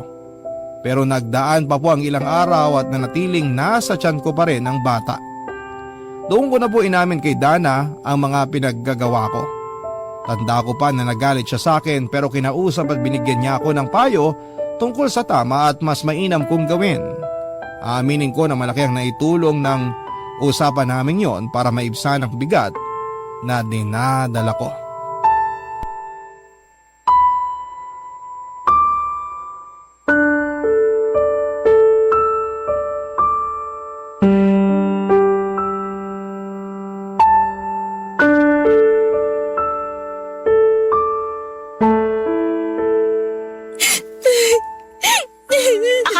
Na akong igagalit pa dahil sa ginawa sa'yo ni Jeffrey. Pero parang mas magagalit ako sa pinagagagawa mo sa sarili mo at sa baby mo, Vanji. Okay ka lang ba talaga? Paano mo yun naisip? Hindi ko rin alam, Dana. Basta ang nasa isip ko lang mawala na yung baby sa tiyan ko para matapos na rin yung problema ko. Pero pati sarili mo nilalagay mo sa kapahamakan. Paano kung may nangyaring masama sa'yo? Ano na lang ang mararamdaman namin? Sige nga, paano ang parents mo? Vanji naman? Hindi ka pa talaga nag-iisip? Anong magagawa ko kung yun lang naisip ko? Sige nga, kung ikaw nasa posisyon ko, anong matinong maiisip mo? Wala, diba? Tapos iniwan pa ako ni Jeffrey. Nawala siya na parang bula. Hindi mo lang alam kung paanong gabi-gabi hindi ako makatulog ng maayos, kakaiyak at kakadasal sa Diyos na sana gigising kinabukasan kung mararamdaman ko lang uli yung sakit na pinagdadaanan ko. Pero ewan ko ba, sa kabila kasi ng lahat, nandito pa rin ako. Nandito pa rin ang baby namin ni Jeffrey. Isa lang kasing ibig sabihin yan. Hindi nyo pa time ng anak mo. Kaya kahit anong gawin mo, hindi nangyari yung mga naiisip mo dahil may dahilan pa rin kayo para magpatuloy sa buhay. Ay, hindi ko man personal na nararanasan ang pinagdaraanan mo. Pero naniniwala ako na malalampasan mo rin yan lahat at magiging okay din kayo ng baby mo. Tsaka Banji, nandito naman ako eh. Diba, hindi lang tayo magpinsan? Mag-best friend din tayo. Kung kailangan mo ng emotional support, pwede kang pumunta sa bahay kasi welcome ka dun. Salamat talaga, Dana. Lagi ko namang sinasabi sa'yo na kung wala ka, baka naglalakad na ako sa kalsada na walang damit pang itaas. Ewan ko sa'yo. Pero seryoso, normal yun kasi pamilya tayo eh. Ang pamilya, hindi yan nag-iiwanan kahit na anong mangyari. Kaya nga naisip ko rin na bakit hindi mo nalang sabihin sa parents mo, sa mama mo, para naman matulungan ka rin nila at maalalayan. Hindi mo habang buhay na maitatago sa kanilang pagbubuntis mo. Lalaki at lalaki ang tiyan mo, te. Naisip ko rin naman yan. Pero natatakot pa rin kasi kung sabihin sa kanila eh. Tapos iniwan pa ako ng tatay na magiging anak ko. Baka palayasin na talaga ako sa amin kasi nakakahiya akong anak. Di naman siguro aabot sa ganun. Oo, magagalit sila. Pero anak ka pa rin nila, diba? Sa ngayon, yun lang talagang naiisip kong paraan para kahit paano lumuwag yung dibdib mo at mabawasan ang bigat na dinadala mo. Pagkatapos akong kausapin ni Dana ay nagdasal po ako at lumapit sa Diyos, Papa Dudut. Alam ko naman na hindi ko maitatago ang bata sa tiyan ko ng mahabang panahon kaya may punto si Dana nang sabihin niyang ipaalam ko na sa mga magulang ko, lalo na sa mama ko. Pero takot na takot po talaga ako ng panahon na yon kaya hindi pa rin po ako kumbinsido kung paano ako aamin. Ayoko po kasing dumating sa punto na palayasin ako sa amin dahil saan na lamang kami pupulutin ng magiging anak ko.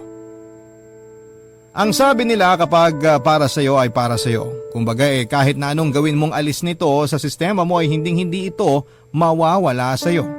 Kaya nga matapos ang mga pumalpakong mga plano na alisin sa katawan ko ang baby namin ni Jeffrey ay tinanggap ko na lamang ang pagbubuntis ko. Marami po akong pagsisisi sa mga kapusukan ko sa nakaraan. Pero alam ko rin na hindi maitatama ng isa pang pagkakamali ang mga kamalian ko sa buhay at pagdedesisyon ng padalos-dalos. Kaya nga kahit pakiramdam ko ay naliligaw ako ng panahon na yon, nanalig pa rin ako sa Diyos na tutulungan niya ako. At isa na nga po marahil sa paunang sagot niya sa tulong na hinihingi ko ay matapos akong kausapin ng masinsinan ni Mama. Doon ko na rin po inamin sa kanya ang lahat-lahat.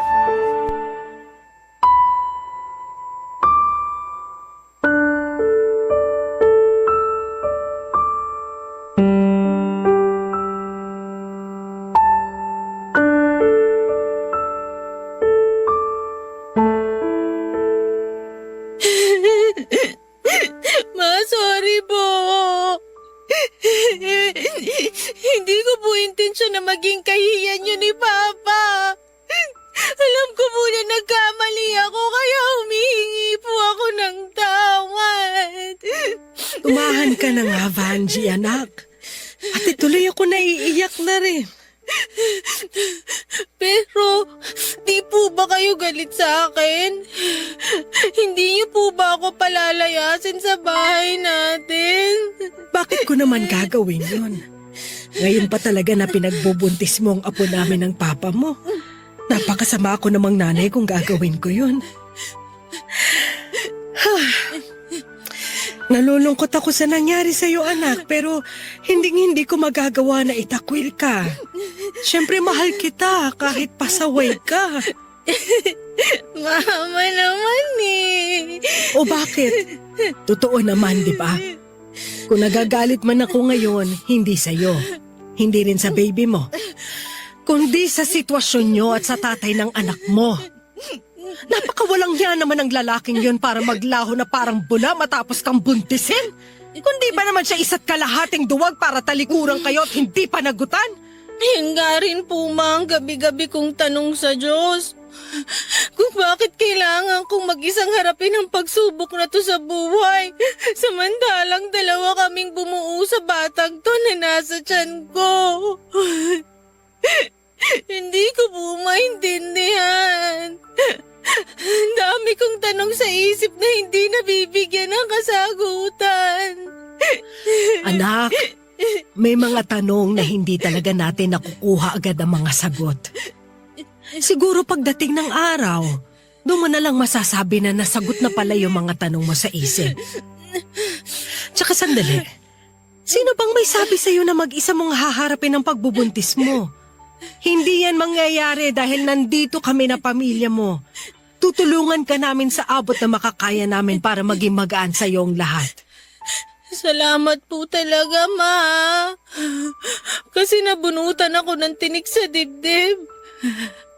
Pinangunahan lang po talaga ako ng takot kaya hindi ako nakapagsabi kaagad sa inyo. Pero tama si Dana. Dapat matagal ko nang inamin ng totoo habang pinagsisisihan ang mga kasalanan ko sa inyo. Ang tigas po kasi ng ulo ko. Naging pasaway ako at hindi ako nakikinig sa inyo. Normal na maramdaman mo ang matakot kasi naging mahigpit kami sa'yo. Pero naisip ko, may kasalanan din kami. Sana noon pa lang, imbis na lagi ka naming pinagagalitan o pinagbabawalan, kinausap ka namin ng masinsinan. Nang sa ganon, napapayuhan ka namin sa mga bagay-bagay. Bilang magulang, meron din kaming pagkukulang. Siguro, merong dahilan ng Diyos kung bakit nangyari sa iyo ang lahat ng to. Yun para mas maging malapit tayo sa isa't isa, anak. Pangako, lagi mo kaming masasandalan at maaasahan. Malaman pinapaiyak niyo naman po ako Nagsasabi lang ng totoo ang mama. Pwede po bang payakap? Oo naman. Halika, dali.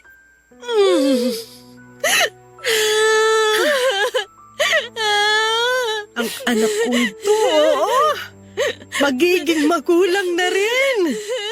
Nag-aalala pa rin po ako kasi wala akong kaalam-alam sa pagiging magulang. Matututunan mo rin yan. Basta lagi ka nang makikinig sa amin. Pangako, Mama. Hindi na po ako magiging pasaway. Wala po talaga tayong maililihim sa ating mga magulang dahil napapansin nila anuman ang bumabagabag sa atin. At napatunayan ko na po yan matapos sabihin sa akin ni Mama na may mga pagbabago sa physical appearance ko na nahalata na niya. Kaya naman nagka-idea siya na buntis na ako. Nang sabihin ko sa kanya na oo at matapos niyang malaman kung sino ang ama ng baby ko, pati na rin ang ginawang pang-iwan sa akin ni Jeffrey, bagaman nalungkot ay sinuportahan pa rin po ako at pinatawad ni Mama. Malaki po ang pagpapasalamat ko sa Diyos dahil hindi nila ako tinakwil sa pamilya namin, sa halip ay tinulungan at ginabayan nila ako sa buong panahon ng aking pagbubuntis. Noong una akala ko ay hindi ko kayang pangatawanan ang anak ko. Pero nang mailuwal ko na siya sa mundo, una kong ginawa ay humingi ng tawa dahil ginusto ko siyang mawala noon.